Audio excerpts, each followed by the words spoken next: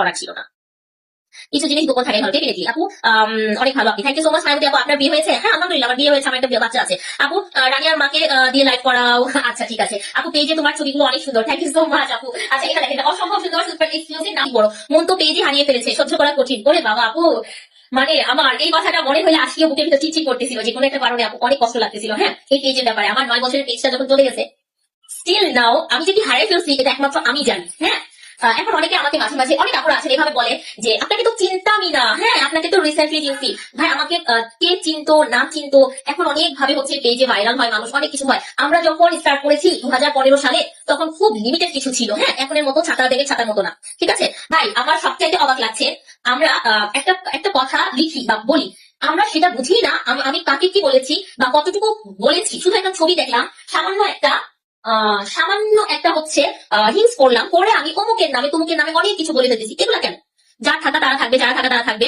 7 সমুদ্র তো 13 নদী পার হয়ে আমি আবার খুঁজে পেয়েছি, thank you so much. Hasin Umme Hani লিখেছে, আখি আক্তার আপনার সাথে ঝামেলা করলে বুঝে নিব মেয়েটা আসলে বেইমান, কারণ তার খারাপ সময় আপনি তার পাশে ছিলেন সবসময়, থ্যাংক ইউ সো মাচ আপু। আপু আচ্ছা, আমরা এই ধরনের কোনো মানে কমেন্টের রিপ্লাই আমি দিচ্ছি না, কমেন্টাই করলাম, আমার আছে, থ্যাংক ইউ আপু। কি লিখছো বুঝি নাই। আচ্ছা এটা এটা না খুব সুন্দর। হ্যাঁ এই শাড়িটা, এই যে এটা অসম্ভব পরিমাণ সুন্দর, ও মাই গুডনেস। এটা না ব্লাউজ দিয়ে পরলে দারুণ লাগবে আপু। তোমার সাথে আগে আমাকে দেখতে চাই, অনেকদিন দেখি না তোমাদেরকে একসাথে, অনেক ভালো লাগে। আচ্ছা আপু, থ্যাংক ইউ সোহাগ ইসলাম আপু। সাউন্ড ঠিক আছে? আমার ফোনে কি হয়েছিল? আচ্ছা ঠিক আপু। সোহাগ ইসলাম আপু, যদি কিছু হয় আমি পাবলিকলি বলবো, বলেন, বলা কি ঠিক হবে? আপনারা উত্তর দেন, আপনাদের উত্তরের সাথে আমি হচ্ছে কথা বলবো, ঠিক আছে? আমি কখনোই কোনো কিছু ঘটে গেলে বা কোনো কিছু হয়ে ইনস্ট্যান্ট এটার এটা নিয়ে কথা বা চিৎকার চেঁচামেচি করা, অনেক কিছু করা পছন্দ করি না।